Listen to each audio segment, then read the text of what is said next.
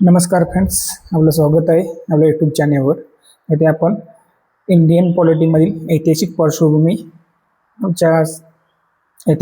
बघणार आहे. त्यामध्ये आपण पहिल्यांदा बघणार आहे ऐतिहासिक पार्श्वभूमीमध्ये कुठून सुरुवात झाली. त्यामध्ये प्रामुख्याने ऐतिहासिक पार्श्वभूमीचे 2 टप्पे पडतात. पहिला टप्पा म्हणजे 1757 ते 1857 पर्यंत. त्यानंतरचा दुसरा टप्पा म्हणजे 1857 ते 1949 पर्यंतचा दुसरा टप्पा पडतो. 1757 ते 1858 मध्ये आपल्याला प्रामुख्याने कोणते कायदे झाले जे ब्रिटिश कंपनीकडून ब्रिटिश पार्लमेंटकडे सत्ता हस्तांतरण होण्यासाठी ते कायदे आपण पहिल्यांदा बघणार आहे. तर पहिल्यांदा आपण ते कायदे बघू. कोणकोणते कायदे. प्रामुख्याने संविधानाच्या विकासामध्ये 2 प्रमुख टप्पे हे आपल्याला बघायला मिळतात. त्यामध्ये पहिला टप्पा कंपनीची राजवट 1773 ते 1858 पर्यंत. त्यानंतर आपण बघणार आहे त्यामध्ये कोणकोणते कायदे येतात. पहिला म्हणजे रेग्युलेटिंग ॲक्ट, त्यानंतर सुधारणा कायदा, त्यानंतर पिट्स इंडिया ॲक्ट, त्यानंतर परतचा सुधारणा कायदा, त्यानंतर चार्टर ॲक्ट सिरीज 1793, 1793, त्यानंतर 1813, त्यानंतर 1833, त्यानंतर 1853 हे 4 चार्टर्ड ॲक्ट बघणार आहोत. त्यानंतर ब्रिटिश राज्य घराण्याच्या राजवटीमध्ये 1858 ते 1949 पर्यंत विकेंद्रीकरण आणि प्रतिनिधित्व भारतीयांचा सहभाग. यामध्ये आपल्याला पहिल्यांदा 1858चा आपल्याला बघायचा आहे. इंडियन काउन्सिल ॲक्ट 1858, त्यानंतर इंडियन काउन्सिल ॲक्ट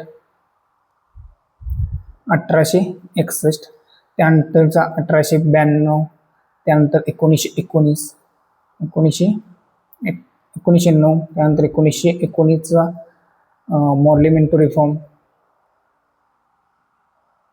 त्यानंतर 1935चा भारत सरकार कायदा आणि त्यानंतर 1947चा भारत स्वातंत्र्याचा कायदा हे आपण बघणार आहोत. ह्यामध्ये आपल्याला पहिल्यांदा आपण बघूया रेग्युलेटिंग ॲक्ट का आणण्यात आला. रेग्युलेटिंग ॲक्टमध्ये आणण्याचे मूळ कारण म्हणजे कंपनीने ज्यावेळी भारतामध्ये आपलं सामर्थ्य स्थापन केले तेव्हापासून खूप सारा भ्रष्टाचार केलेला होता. त्या भ्रष्टाचारामुळे इंग्लंडमध्ये कंपनीविषयी निगेटिव्ह इमेज तयार झालेली होती. त्या निगेटिव्ह इमेजवर आळा घालण्यासाठी ब्रिटिश पार्लमेंटने हा कायदा आणलेला होता. त्यामध्ये पहिलं म्हणजे ईस्ट इंडिया कंपनीच्या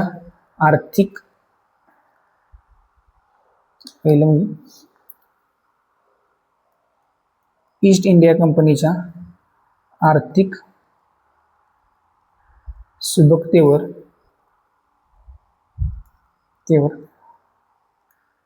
आळा घालण्यासाठी हा कायदा आणलेला होता. त्यानंतर दुसरं कारण म्हणजे ईस्ट इंडिया कंपनीच्या राजकीय व व्यापारिक कार्यावर नियंत्रणासाठी हा कायदा आणलेला होता. हा कायदा ब्रिटिश पार्लमेंटने नॉर्थ समितीने अहवाल सादर केलेला होता. या कायद्यामुळे आपल्याला मुख्यतः बघायचं आहे की केंद्रीकृत प्रशासनाचा पाया घातला गेला. या कायद्यामुळे केंद्रीकृत प्रशासनाचा पाया घातला गेला.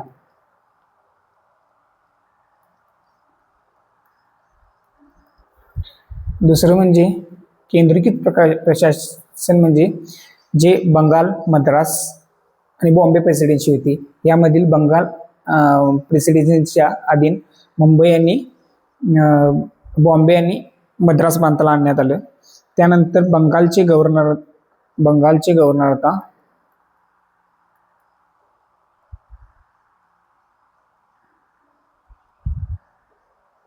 बंगाल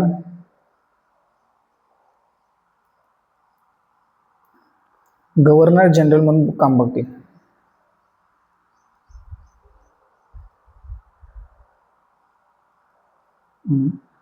मग असे पहिले गव्हर्नर जनरल होते वॉरेन हेस्टिंग. त्यानंतर तिसरं म्हणजे या गव्हर्नर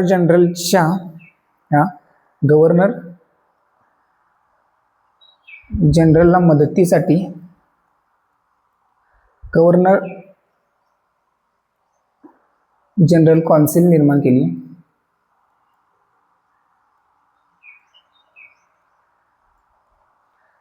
ती कौन्सिल 4 सदस्यांची होती. पण कास्टिंग वोट मात्र गव्हर्नर जनरलकडेच होतं.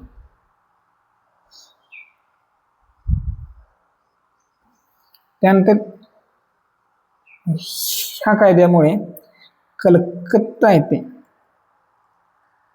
म्हणजे ह्या कायद्यामुळे कंपनी स्वतःची मनमानी नाही करू दे म्हणून कलकत्ता येथे सुप्रीम कोर्टची स्थापना करण्यात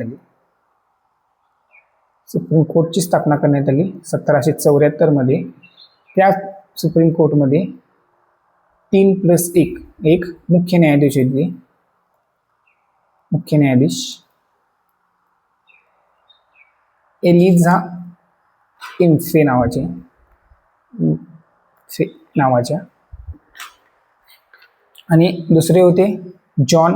हे 3 होते जॉन हाईड, रॉबर्ट चॅम्बर्स आणि तिसरे होते स्टीफन केसर माइस्टे. हे 3 न्यायाधीश होते.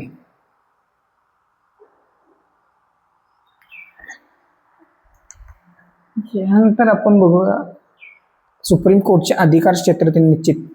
हे अधिकार क्षेत्र प्रामुख्याने सांगितलं होतं दिवाणी, फौजदारी व अटमरली धर्मविषयक अधिकार यांच्यावर त्यांनी हे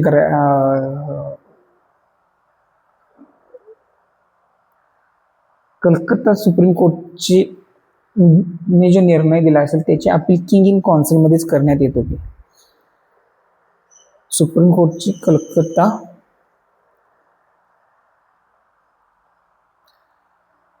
ची अपील किंग इन काउन्सिलमध्येच करावी लागत.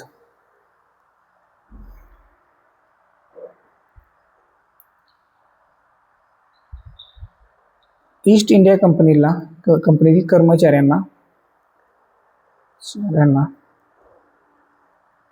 कोणतेही बक्षिसे स्वीकारण्यास, कोणतीही लाच घेण्यास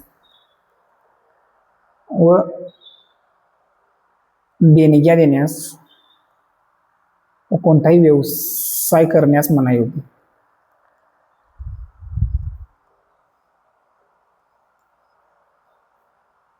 त्यानंतर 1765 लागू केलेली दुहेरी शासन व्यवस्था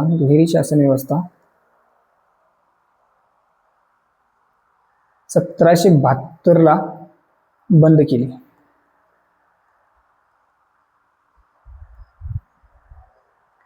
त्यानंतर पुढला कायदा आहे 1781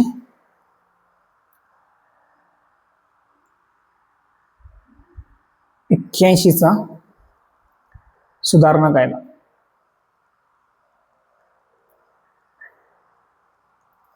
हा कायदा प्रामुख्याने 1773 रेग्युलेटिंग ऍक्ट मधील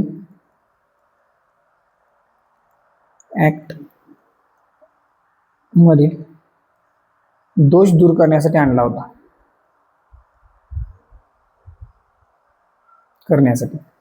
यामध्ये प्रामुख्याने सुप्रीम कोर्टचे अधिकार क्षेत्र निश्चित केले. सुप्रीम कोर्टचे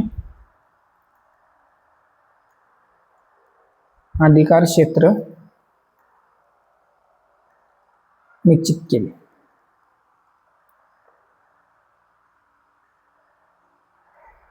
याच कायद्याला सेटलमेंट ऍक्ट असे म्हणतात.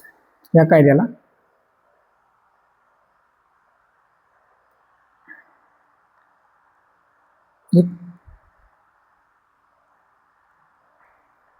सेटलमेंट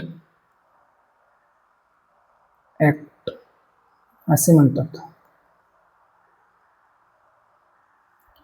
त्यानंतर लास्टचा पॉइंट या कायद्यातला आहे, प्रांतीय न्यायालयाकडील अपील सर्वोच्च न्यायालयाकडे न करता प्रांतातील अपील सर्वोच्च न्यायालयाकडे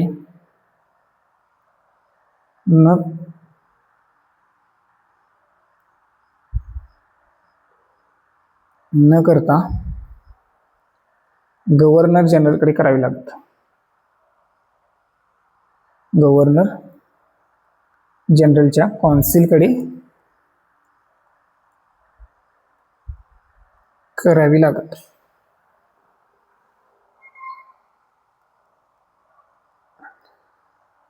यानंतर आपण पुढल्या